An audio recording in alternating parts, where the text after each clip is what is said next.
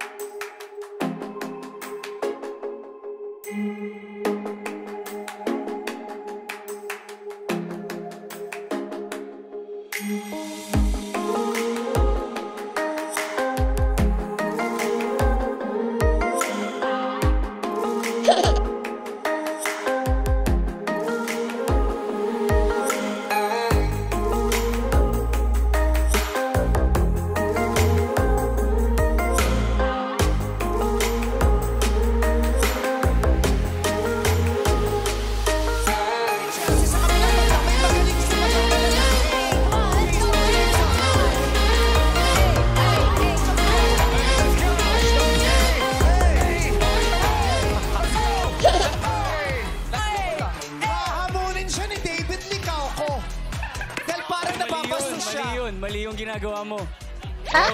Explain. Paano ba yung tama?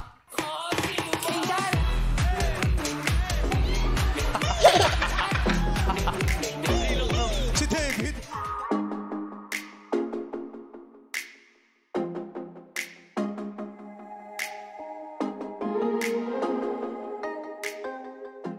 Sabi kasi sa akin, dito daw kami magkita sa UP. Dito? Oo, kasi wala naman.